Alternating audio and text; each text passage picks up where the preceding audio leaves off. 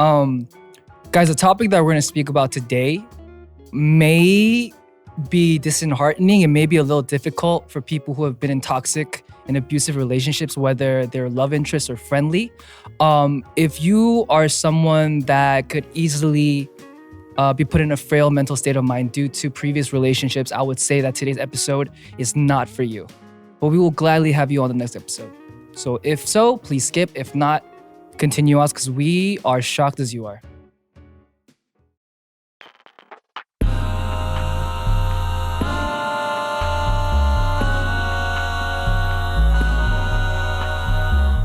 Did I get here? Hi, welcome back to the podcast. I'm AleXa. I'm Jae. Woo, yeah, and this is How Did I Get Here? Wow. How did we get here? How did we get here? You want to explain what the show is for the people who are viewing us for the first time? Viewing and or listening, yes, of course. So welcome to How Did I Get Here, where we live our best lives on the internet and come out on the other side knowing more but not feeling all that much smarter. What does that mean to you? What in the world could that mean? That is the same question. And that may be the very answer that we ask every day. Five head. Don't forget to subscribe to the podcast on Spotify or Apple Podcasts and leave a review. Check out youtube.com/DiePod for full videos. And let's move on to the topic for today. I'm super excited for this. Topic of the day is, what is narcissism? What is narcissism? What is narcissism? What does it mean to be a narcissist? What is the dictionary definition of narcissism? Hello? Vanity, egotistical, believing you are above the rest. Am I a narcissist? Are you a narcissist? Are we all actually narcissists living in a narcissistic world, eventually leading to the fact that a such thing as narcissism doesn't exist due to the fact that we are all narcissists? If we were all evil, would evil actually be a thing that exists? Because that would be the norm. Then it wouldn't be evil, would it? Facts. Six head. Call me Tablo. I'm wearing his hat today. Please Okay. respond to my DMs. So, according to the internet, the definition of narcissism is the pursuit of gratification from vanity or egotistic admiration of one's idealized self-image and attributes. And of course, the term is originated from Greek mythology Oh, wow. with Narcissus. Yeah. I didn't know that. You didn't learn this in school? No, I just knew what the word meant You because didn't of know about SAT Narcissus? Academy. Yeah. Oh, okay. Then I was a Greek mythology kind of nerd. So, ha! Let's hear the story. But so yeah, I mean, the brief summarization of it here is Narcissus fell in love with his own image reflected in a pool of water. So it's just, that level of like shallowness. Interesting. Yeah. It's a Sigmund Freud thing. It was introduced to him, became popular through his essay on narcissism, 1914. Wow, and the American Psychiatric Association has listed the classification narcissistic personality disorder in its Diagnostic and Statistical Manual of Mental Disorders, DSM, since 1968. And it draws from the historical concept of megalomania. What's megalomania? So, power tripping Yeah, is what we call that. yeah. Power tripping, megalomania. Being power hungry. Power tripping. Have you ever seen someone power trip? Yeah. Explain. These are always fun stories. The best. 10 out of 10 would recommend. I mean, it's just back to certain things that happened in high school. Just certain people, because they were put in certain positions, thought they had all the power, and it's like, stop. We're literally in the same grade, and you were a few months younger than me. Let's talk about it. Narcissistic personality disorder. Mm. Are you a narcissist? I wouldn't think so, because I wouldn't say that my self-image is the most important thing for me, and I don't technically crave admiration all the time, and I don't struggle with empathy at all. I am way too empathetic, actually. Humongous empath. Okay, I'm at a crossroads because I struggle with empathy Really? because I'm more logical. I'm really, really logical. But I don't have an exaggerated feeling of self-importance. I actually feel like I'm a lot lower sometimes than most people. That's a mood. Yeah. I mean, just because you may or may not, whoever's listening and or watching, have like recognize one or two of these traits within yourself, it does not make you a narcissist automatically. Especially if this is a personality disorder. That's something that needs to be like, Or does it? eh, eh. What is considered a narcissist, in your opinion? Give me an example of an everyday narcissist. I don't know too many. I don't know. Just what you would imagine a narcissist would be. So what I'm thinking is someone that constantly you're out with them, you go to a cafe or something, every time you cross by a window or a black screen car, they're always fixing their hair like, I feel good today, real confident, egotistical maybe a little bit, very talks down to others. Yeah, that's I don't know about the definitely- power tripping. Well, I don't know. I feel like narcissism can kind of go into gaslighting and that kind of thing. Like, I don't know. It's basically what you said. It's people that are really vain, people that talk down, that really don't have a sense of like, being on the same level of people, constantly holding themselves to a much higher standard than everyone else around them, don't see the flaws within themselves, can only find flaws in others. Okay, here's the thing. In our field of music, especially, there's a very specific niche group of people that apply to this, I think. And so the distinction that I've made within my 10 years in the music industry in Korea is that all people that I've known that have made fantastic music, that are really actually good at music, can't be narcissists. It's impossible because those people are always in pursuit of better sounds and better quality music, thinking that other people are above them and there are people better than them, right? Right. So it would actually be impossible for personal growth in your craft if you thought you were already at the top of the top. True. The tippity top. But I agree with what you're saying, though. Like, I feel like people that are really succeeding in the music industry can't be narcissists, especially if you want to play into the whole lack of empathy thing. I feel like most artists, I mean, you're a special case, but like most artists are pretty empathetic and they're very emotional with things. So, I mean, like, I don't know. I'm emotional. I'm just usually angry. I'm very emotional. But I don't feel like empathy towards people. Okay. Because like, maybe it's just the situations that I'm in. It's like, Perhaps. if you're not doing your part, then why would I care? I mean, how yeah. you feel? No, that. If someone's not doing what they're supposed to be doing, no, that's valid, though. That's valid. All right, let's move on to the next article. Oh, this is interesting. The next article is about how narcissists all follow the same patterns. And here's some of the most common phrases they use. Narcissists act in similar ways. They tend to follow the same pattern in relationships, ideals, devalue, discard. Idealize. Oh, relationships. And those things are to idealize, to devalue, and to discard.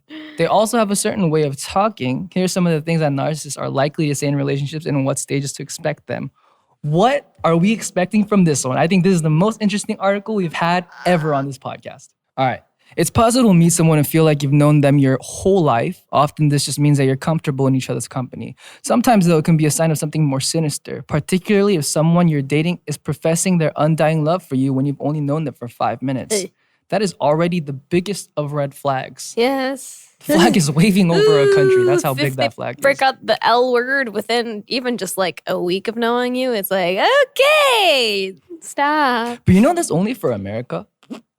That's right. Because I mean, like, here in Korea, they say like, I love you immediately. And But it's doesn't it doesn't actually mean like I love you in Right, Korea, though. right. Well, it means I love you in Korea, but it's not, I think, the same definition of I love you in America. in America. They hold Right. different amounts of weight. Right. Because it's like when you first start dating someone, it's like, oh, it's like I really like this person or I have really strong feelings for them. We really click. But I don't think you bust out saying I love you until like a few months down the line typically, or else it's like, we're done. Bye.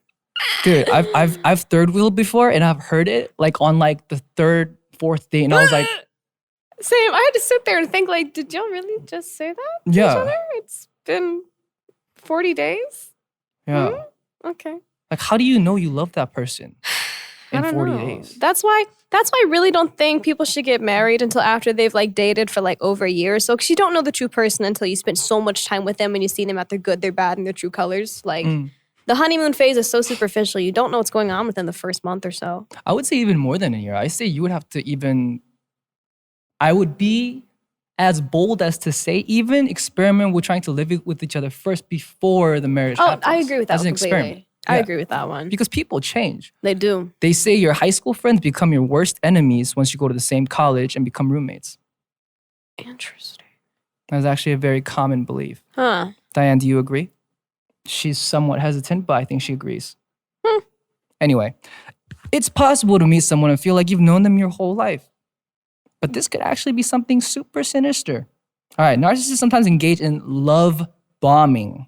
Take notes, everybody. Love bombing. Pretending to be everything you've ever wanted. What was that? Sorry, I said bombing and I thought of my song. I'm going to drink more water. Okay, love bombing. Pretending to be everything you've ever wanted, only to turn it back on you further down the line. It's a manipulative tactic to reel in their targets and then shower them with affection and gifts. Then they start gaslighting and abusing their victim, causing them to wonder what's real. It's all part of the plan to gain total control. Wow. Although there's no global summit for all dark triad people to get together and discuss their tactics, they do seem to operate in a similar system. It's like they read from the same manual, even though nobody gives them that manual, said psychologist Perpetua Neal, who works with the victims of narcissistic abuse. They're almost programmed in the same way. All right, so we're going to talk about some phrases and stages now, if you want to help us with those. Yeah, of course. So the first thing is the idealization stage. Relationships with narcissists move very quickly. Neo said some people simply do mesh really well because they have similar interests and complement each other's differences, which is very true. But anybody who tries to do it too quickly or like early on is basically accelerating intimacy, and that is bad news, she said. Anybody who has to do that suggests that they're doing something a bit creepy. In the first few weeks, narcissists will say things like, "You're my soulmate. I've never met anyone like you before. You understand me so much better than anyone else. It's fate that we met. I've never felt this way about anyone before. Am I your only friend? You're my only friend. We don't need anybody else. You're so kind, creative, smart, beautiful, perfect. We'll be together forever." Dude, what the hell? Ugh, I don't like it. I've heard these things Dude, before. I feel like everyone was just chilling until we heard, "Am I your only friend? Am I You're my your only friend. You're my only friend. We don't need anyone else. We'll be together forever." Wow, this is straight up Heathers. Wow. Y'all seen the movie Heathers? JD and Veronica, especially the musical Our Love Is God. Hello. I mean, okay, look, You the know thing is, the thing is, we're not saying that if you do say these things, you're a narcissist. True. We're just saying that these could be one of the phrases. So don't be surprised and be devaluing yourself in your head right now, because we're gonna go into more. Because the thing is, I've heard people say these things and they're not narcissists. People literally heartfelt mean some of these things sometimes. Yeah, but and then number 2, the devaluation stage. Once a narcissist has hooked their victim, they start showing their true self. This is where the insults and put downs start slipping into what they say. They suddenly criticize things about their partner that they once seemed to love. Everything they say is a part of their scheme to shatter their partner's confidence. This can't be intentional. This is actually It's intentional. Intentional. So during the devaluation stage, you can hear these phrases from narcissists. "You're crazy. You're too sensitive. No wonder nobody else likes you. My friends hate you, but I always defend you and have your back. You're so insecure. You're insecure. Don't know what for. What's wrong with you?" I ask myself that every morning. "Aren't I more important to you than your friends? Your tears won't work on me. Why are you crying?" Dude, these are so messed up. That's disgusting. Yeah. Wait. My friends hate you. Dude, wow. No, but the sad thing is, I had this acquaintance in college and they were very much so a narcissist because they started saying things to me and I'm just like, Sepsti. No wonder nobody else likes you. yeah, I'm insecure. Ouch. Don't know what for. What song is that? Is that Katy Perry song? It's One Direction. Oh. That's what makes it beautiful. Oh, wait, there's more. Hold There's up. more. Wait, go back up. Dude, Wait. it's so bad. It's so bad. It's so bad. It's so bad. It's so bad. Okay. Okay, so they will also probably start explaining why their behavior, if they're ever challenged, and say things like, "I'm like this because my parents were so mean to me. My ex cheated on me. Love is just hard. We have to work on it. Our love is God. Everyone abandons me, so you have to help me. I'm acting this way because I'm scared to lose you. Ow! I don't do it on purpose. I have a problem. Don't you remember how good things were at the start? Oh! You need to stop being so selfish / careless / busy with other people. You can't blame me. You know I have a problem. Oh my Lord. I have many internalized and repressed feelings about some of these statements due to certain people in my life that gave me trauma. Dude, my brain is shattered right now. I've just realized that I have run into narcissistic people in my life. Oh my God. Dude, what is happening? Okay, they also try to devalue everything their victims love. Oh, they also try to devalue everything their victim loves, such as their interests, hobbies, even their family. They'll insult everything they can, saying things such as, I don't like your friends. They're not good enough for you. You like that? It's terrible. I can't believe you enjoy doing this. Your family doesn't like me. You probably shouldn't see them as much. If you leave and see your friends, I'll be angry. Yep. Ooh. Okay. All right. Narcissists also play to their advantages, especially if they are older than their victim, or they did them a big favor, like bringing them over from a foreign country.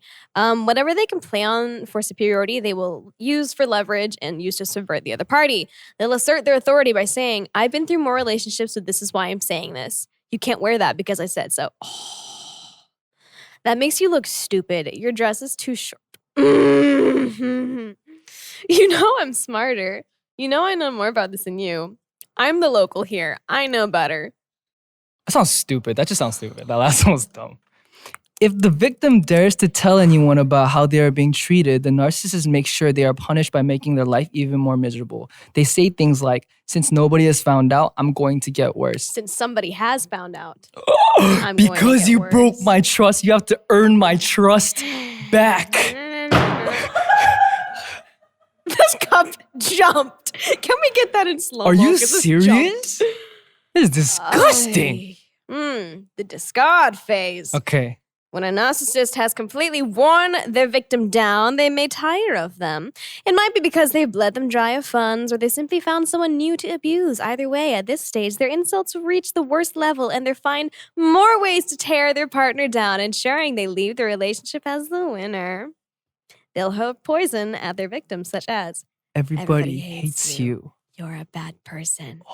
Nobody else will ever love you. I'm the best you'll ever have. Oh. Have fun being alone for the rest of your life. You did this to yourself. I don't have any more water.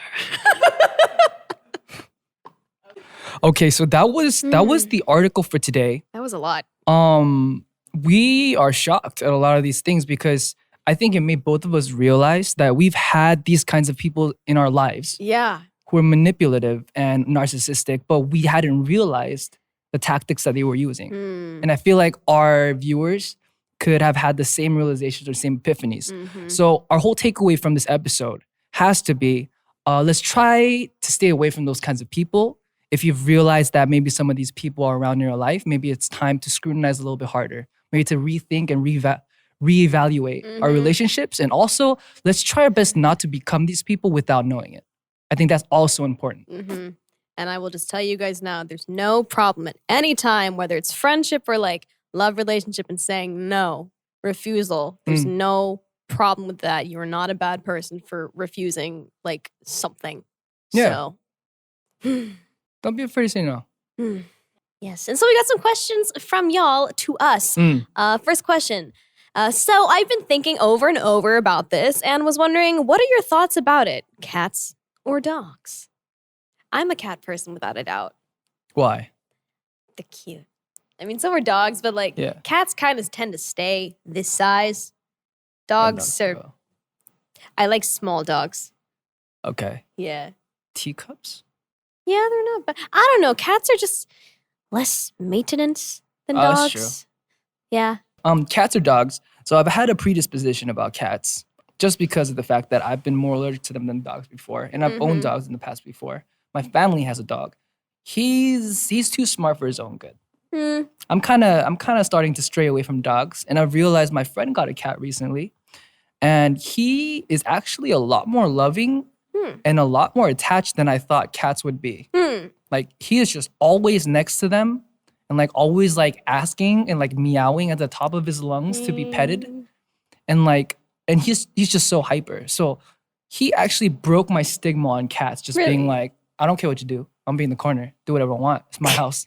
You know? Knocks over the glass. Yeah. Like I thought like the cartoon depiction of cats was what actually cats were like. No. I'm gonna have to say cats. Yeah. I mean, I also have a dog at home, but Yeah. sorry, I'm a cat person. No. Wow. Do you want to apologize to your dog at I'm home? sorry, River. Question number 2. This is from Kath. Do you believe in ghosts? Yeah. Why do you believe in ghosts? I've talked to my folks about this. My mom also does too. I feel like my mom and I are a bit more, we have a bit more of a heightened sense when it comes to these things because I've seen things. She's not seen things but experienced things. And I'm like, yeah, ghosty ghosts are real. Interesting. Okay, Yeah. so I do believe in ghosts as well, and I'm a little bit afraid of ghosts. I'm more scared of ghosts than actual people. Because you know how some people say they're more scared of being murdered by a person than being killed by a ghost? Right. But that's because they don't believe in the existence of a ghost. True. Recently, after I started getting help from my anxiety problems, I no longer fear ghosts. I can sleep well at night. Okay. So I think it might have just been my anxiety. Maybe. But I mean, the thing is, I feel like when people think of ghosts, they think of like things from like The Ring or whatever. Exorcist, like, yeah. You know, but like spirits have different like intentions. Not all of them are like malicious. So Have you ever spoke to a spirit before? spoke, no, but have seen multiple times. Yes. Have you interacted? What does a spirit look like? That's the thing for me. People sometimes say that spirits clearly look like people or just like paled out versions. For me, they just look like complete shadows. Complete shadows. So they were a complete shout out to you. Yeah. It's happened to me during sleep paralysis and other times. It happened more to me as a kid. Wait, when you were just like completely awake, this has happened to you? Like, I remember one time when I was younger, I was at my friend's house as a kid and she was asleep, but I was awake, but I could not move my body, but I saw so many shadows just like doing this. Like they were just like coming over me. And so I could not move, but I remember the second I did, it felt like I just like, I don't know, something's like, I felt like time just like shifted. And I remember I screamed and I ran to the hallway and then her mom woke up and was like, what's going on? And I had to explain that I saw like things. That happened a few times when I was a Interesting. kid. Yeah. I have an interesting story for that. Oh. My friend, we call him Porky. Oh, yeah. So I went back to America for like 2 weeks and he was living with me. He came back with me, back to Korea with me. And he was with me for like 2 weeks, right? And we're just chilling. We have a lot of stories actually. First day I got back, we chill. Second day, all good. Third day, we go and watch a movie, right? We watched what was that scary movie? When was this? A long time ago. But this is like with the camera. Paranormal Activity? No. It's other Blair one. Witch Hunt? Blair Witch Hunt? Blair Witch? The Blair Witch Project, the new Yeah. one. We went to New watch one? that, got the ticket stub, came back to my house, put it on the table, walked upstairs, went to sleep. Day was over, right? My sister wakes me up in the morning. She's like, why didn't you close the garage? And I was like, did we not close the garage? And Mark's like, pretty sure we closed the garage. I'm like, okay, sorry, we'll definitely close it tomorrow or today. We go back out, okay? We come back in, and then we're done with the day. I look at Mark, and I'm like, we're closing the garage. Click button, garage closed. Everything shut, lights off, and I'm like, okay, cool, figure it out. We look at each other, we confirm, we're good. Go back to sleep, wake up the next morning, my sister's like, why didn't you close the garage again? And we're like, wait, something is weird right now. Okay, something is iffy. Next day, all good. Close the garage stays closed. The day after that, we drive out to Hollywood. For some odd reason, on the way back home at night, I start getting these weird vibes. It starts feeling really weird in the car. Mark is sleeping on the driver's passenger seat, right? We are having his Spotify playlist, and all of a sudden, this song comes on with the creepiest voice ever. It says, the devil's coming for you. You better run, run, run, run, run, run, run, run, run, run, run, run, run, Still run, going. run, run, run. And And I'm just like, I'm tripping out. I'm like, this can't be real. True story, by the way. Ask Porky. I swear on my faith on the Lord. This is a true story. I'm asking about this later. The song comes on and then it just keeps repeating. And I'm like, what the hell is this? Like, and I start getting scared. So I'm just driving. I'm getting creeped out. I'm getting like all these like goosebumps. And then I noticed that because I was driving my dad's car and he has a cross on his rear mirror hanging, like, you know, like those ornaments. And usually, so the cross would face like this, right, towards you.